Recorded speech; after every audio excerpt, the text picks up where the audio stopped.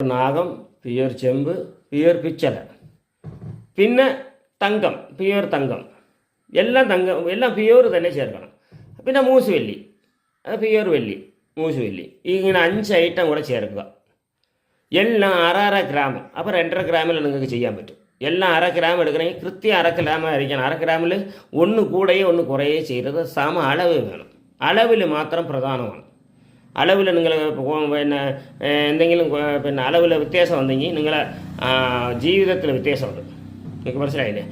ഇതിലെ ഒരു പവർ, ഇതിൻ്റെ പവർക്ക് വ്യത്യാസമാണ്. അളവ് സമ അളവ് കൊണ്ടുവരണം. ഇപ്പോൾ നിങ്ങൾ 1/2 ഗ്രാം കൃത്യമായിട്ട് എടുത്തിട്ടുണ്ടെങ്കിൽ എല്ലാം 1/2 ഗ്രാം കൃത്യമായിട്ട് എടുക്കുക. അപ്പോൾ എല്ലാത്തിലും കൂടെ പിന്നെ ഇത് കുറയും കൂടും, അത് പിന്നെ ചെയ്തു വരുമ്പോൾ അതെങ്ങനെയാണെന്ന് അറിയില്ല.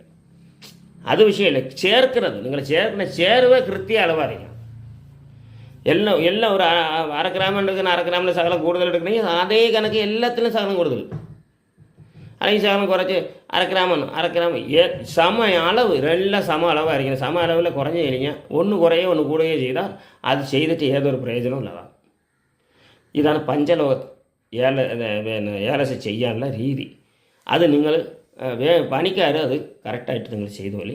അല്ല സാധാരണക്കാരായ നമ്മൾ ഈ പണിക്കാരല്ലാത്തവർ നിങ്ങൾ പഞ്ചലോകത്തായത്തിന് അന്വേഷിച്ച് പോകേണ്ട കാര്യം എന്ന് പറഞ്ഞാൽ അത് നമ്മൾ വാങ്ങിച്ചിട്ട് പ്രയോജനം ഉണ്ടാകില്ല. കാരണം എന്ന് വെച്ചാൽ നമ്മൾ പൈസ കൊടുക്കും, വാങ്ങിക്കും, പൈസ കൊടുത്ത് വാങ്ങിക്കാൻ തയ്യാറാണ്. പക്ഷേ ഉണ്ടാക്കുന്നത് ഈ സമ അളവ് വരില്ല, ഏറ്റക്കുറവുണ്ടാകും. ഏറ്റക്കുറവുണ്ടാകുന്നെങ്കിൽ പിന്നെ നമുക്ക് അത് പിന്നെ നമ്മളതിൽ ചെയ്തിട്ട് ഉപയോഗമുള്ളതായി പോകും. അപ്പോൾ അത്രയ്ക്ക് വിശ്വാസം ഉണ്ടെങ്കിൽ മാത്രമേ ഈ പഞ്ചലോകത്തായിട്ട് നമ്മൾ എടുക്കാവൂ.